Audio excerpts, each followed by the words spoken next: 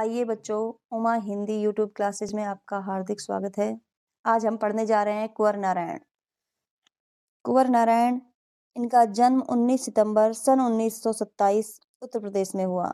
इनकी प्रमुख रचनाएं चक्रव्यूह, परिवेश, हम तुम, अपने सामने, कोई दूसरा नहीं, इन दिनों, ये इनके काव्य संग्रह हैं। आत्मजयी इनका प्रबंध काव्य है। आकारों के आसपास कहानी संग्रह, आज और आज से पहले, ये इनकी समीक्षा है। मेरे साक्षात्कार। अब आगे देखो, हम कविता पढ़ते हैं। कविता से पहले हम इसका पाठ्य परिचय थोड़ा सा देखना चाहेंगे। यहाँ पर कुंवर नारायण की दो कविताएं ली गई हैं। पहली कविता है कविता के बहाने, जो कौन से संग्रह से ली गई है? इन दिनों संग्रह से ली गई है। ये पूछा जा सकता है कि कविता के बहाने जो कविता है वो कौन से काव्य संग्रह से ली गई है? तो कौन से? इन दिनों काव्य संग्रह से ली गई है। आज का समय कविता के वजूद को लेकर आशंकित है। शक है कि यांत्रिकता के दबाव से कविता का अस्तित्व नहीं रहेगा। ऐसे में यह कविता कविता की अपार संभावनाओं को टटोलने का एक अवसर देती है। कविता के बहाने यह एक यात्रा है जो चिड़िया, फूल से लेकर बच्चे तक की है। एक ओर प्रकृति है, दूसरी ओर भविष्य की ओर कदम बढ़ाता बच्चा। कहने की आवश्यकता नहीं है कि चिड़िया की उड़ान की सीमा है। फूल के खिलने के साथ उसकी परिणति निश्चित है, यानी कि उसका मुरझाना निश्चित है। लेकिन बच्चे के सपने असीम है। बच्चों के खेल में किसी प्रकार की सीमा का कोई स्थान नहीं बनता। यानी कि कविता के महत्व को समझाने की कोशिश की है चिड़िया के बहाने, फूल के बहाने और साथ ही बच्चों के साथ।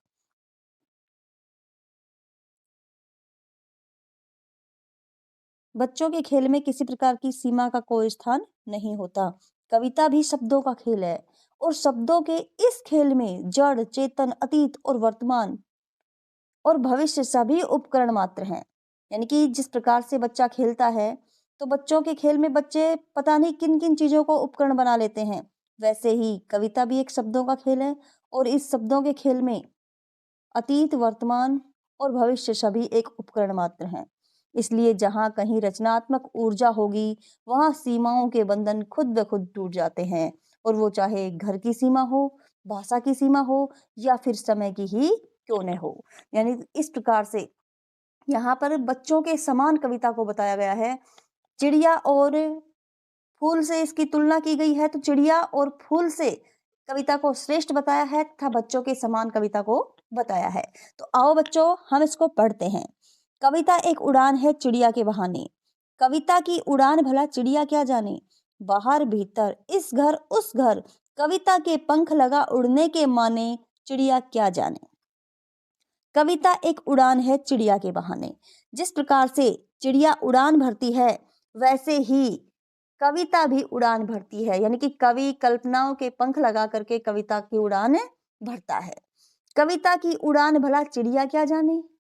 कवि कहते हैं कि कविता की उड़ान भला चिड़िया क्या जाने, यानी कि जिस प्रकार से कविता कल्पनाओं के पंख लगा करके उड़ान भरती है उस प्रकार का उड़ना भला चिड़िया नहीं जान पाती। क्यों नहीं जान पाती? क्योंकि चिड़िया की उड़ान की सीमा निश्चित है। वह बाहर भीतर इस घर उस घर, यानी कि बाहर भीतर चिड़िया जो है वो बाहर भीतर इस घर से उस घर तक ही उड़ान भर सकती है।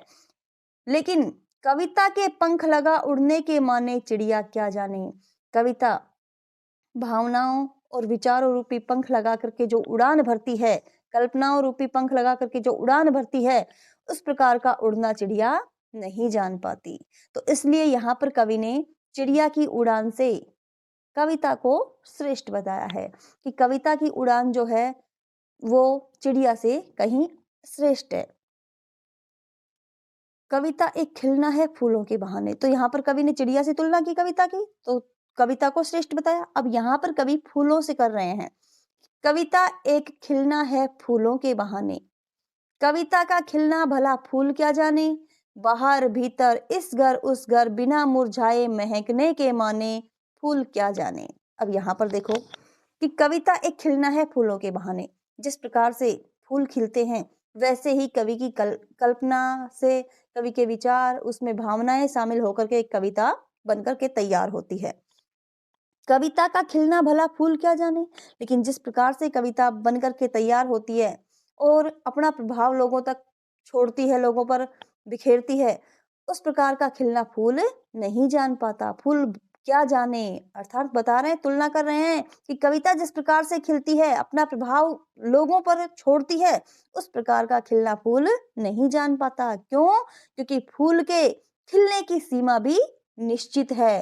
फूल भी एक बार खिलने के बाद मुरझा जाता है, लेकिन कविता एक बार बनकर के तैयार हो जाती है तो वह कभी भी उसका प्रभाव खत्म नहीं होता। ये कवि इसके माध्यम से समझाना चाहते हैं। तो देखो इसमें कि कविता एक खिलना है, कविता का खिलना भला फूल क्या जाने।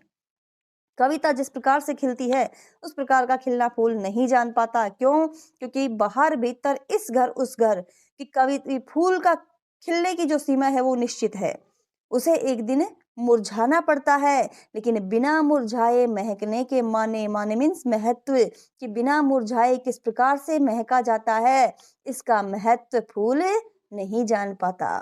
कविता एक खेल है बच्चों के बहाने। अब यहाँ पर देखो बेटा कि कवि ने चिड़िया से और फूल से कविता को श्रेष्ठ बताया है। अब आगे यहाँ पर कवि बच्चों के साथ इसकी तुलना कर रहे हैं, यानी कि बच्चों के समान इसको बता रहे हैं। देखो, कविता एक खेल है बच्चों के बहाने, बाहर भीतर यह घर वह घर, सब घर एक कर देने के माने, बच्चा ही जाने।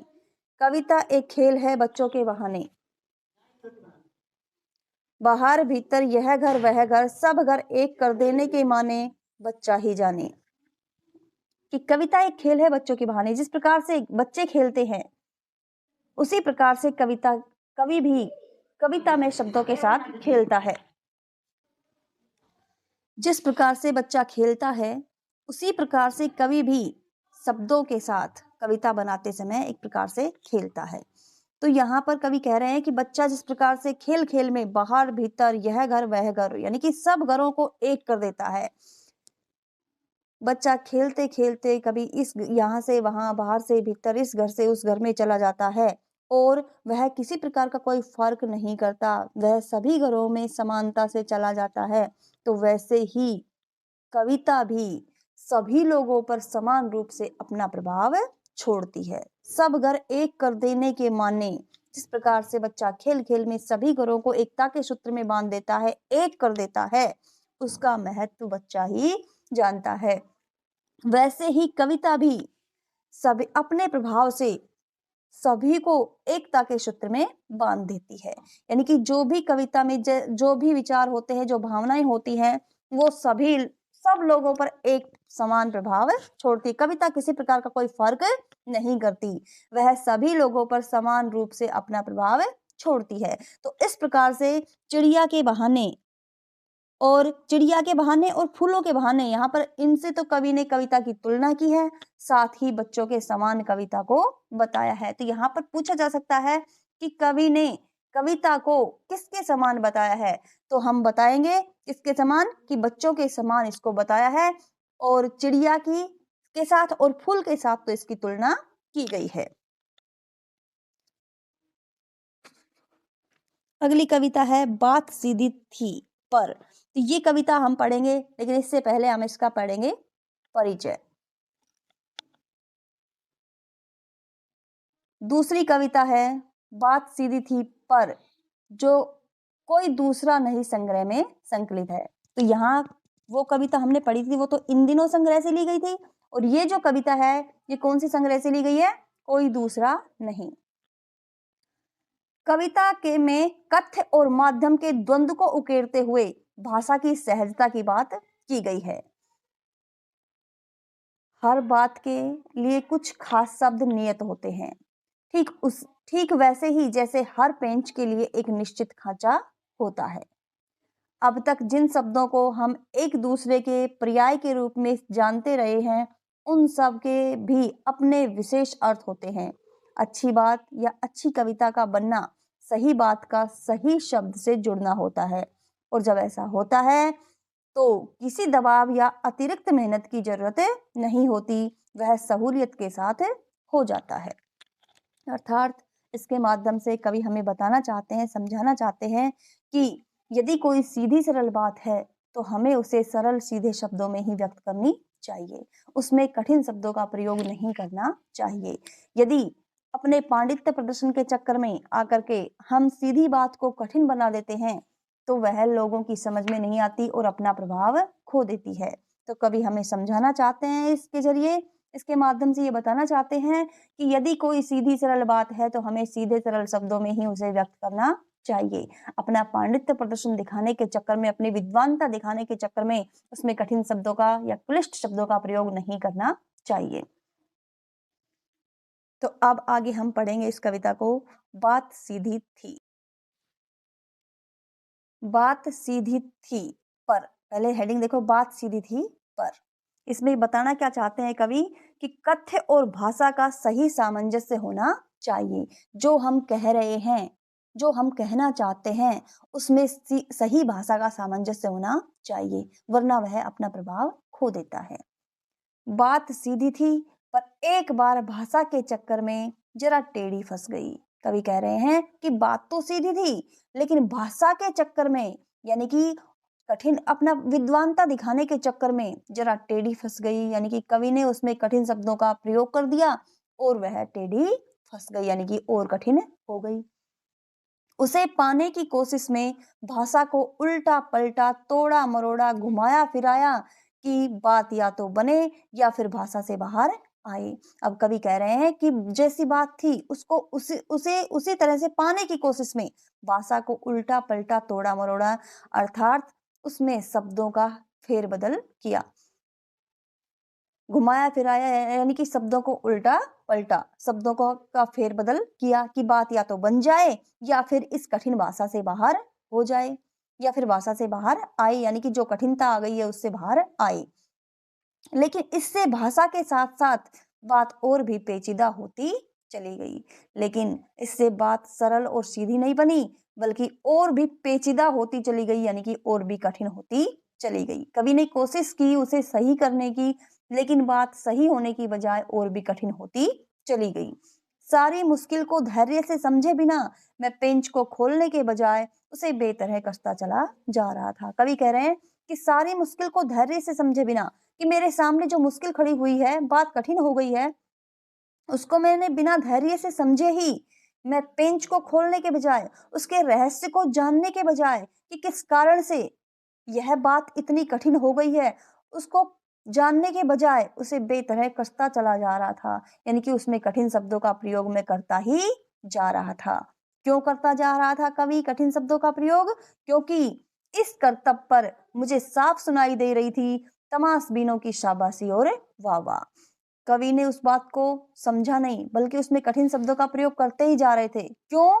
क्योंकि इस कर्तव्य पर, इस कार्य पर कवि को साफ सुनाई दे रही थी तमाशबीनों की शाबाशी और वाह वाह। यहाँ पर तमाशबीनों से क्या तात्पर्य है?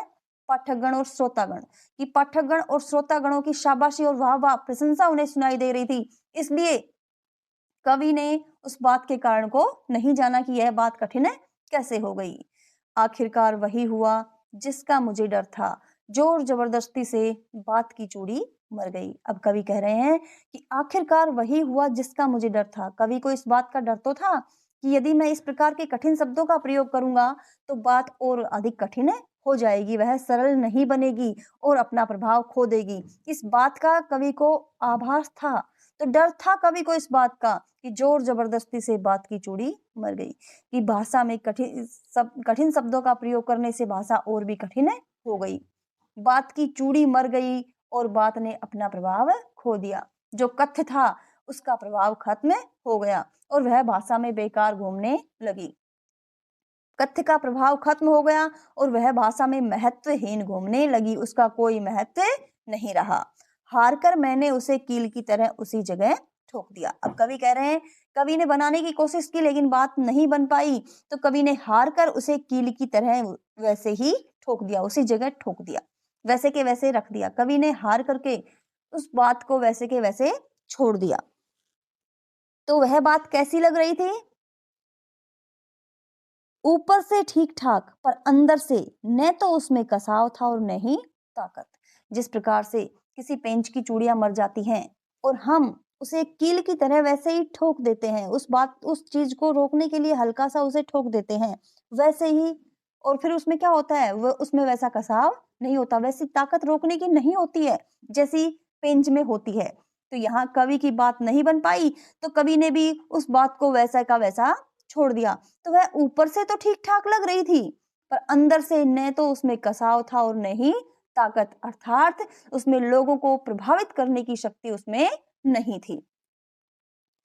बात ने जो एक शरारती बच्चे की तरह मुझसे खेल रही थी, मुझे पसीना पोंछते देखकर पूछा, क्या तुमने भाषा को सहूलियत से बरतना कभी नहीं सीखा? बात जो अब तक एक शरारती बच्चे की तरह कवि से खेल रही थी, कभी बन रही थी कभी नहीं बन रही थी, कभी उसको बनाने की कोशिश कर रहा था लेकिन वो नहीं बन पा रही थी। वो हाथ, जिस प्रकार से एक शरारती बच्चा शरारत करता है और भाग जाता है, हाथ नहीं लग आता, वैसे ही यहाँ पर बात भी एक शरारती बच्चे की तरह कवि से अब तक खेल रही थी, वो बन नहीं पा रही थी। कवि परेशान हो जाता है और पसीना पोंछने लगता है। यहाँ पर मानवीय कर्ण अलंकार है।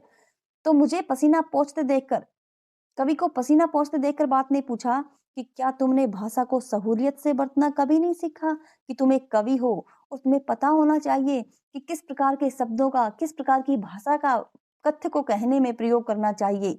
उसको सहूलियत से बरतने का तात्पर्य यही है कि सही भाषा का प्रयोग करना चाहिए, सही किसी भी कथ्य को कहने के लिए सही शब्दों और सही भाषा का प्रयोग करना चाहिए। तो यहाँ पर तंज कसा एक प्रकार से कवि, बात ने कवि पर, कि क्या तुमने भाषा को सहूलियत से बरतना कभी नहीं सीखा? कि तुम एक कवि हो और तुम्हें पता होना चाहिए कि किस प्रकार से भाषा का प्रयोग या शब्दों का प्रयोग कविता में करना चाहिए। इस प्रकार से बात ने कवि पर व्यंग किया। तो यहाँ पर कवि यही समझाना चाहते हैं, यही बताना चाहते हैं कि यदि हमारी कोई बात सीधी सरल है तो हमें उसे सीधे सरल शब्दों में ही व्यक्त करना चाहिए। पांडित्य प्रदर्शन के चक्कर में, विद्वानता दिखाने के चक्कर में उसमें हमें कठिन शब्दों का प्रयोग नहीं करना चाहिए। यदि हम उसमें कठिन शब्दों का प्रयोग कर देते हैं तो वह अपना प्रभाव खो देती है। तो यहाँ कवि बात सीधी थी, पर इस कविता के माध्यम से कवि ने हमें यह समझाने की कोशिश की है। तो प्यारे बच्चों, अगर ये समझ में आता है तो मेरे चैनल को लाइक करना, शेयर करना और ज़्यादा से ज़्यादा इस पर कमेंट करना और सब्सक्राइब करना।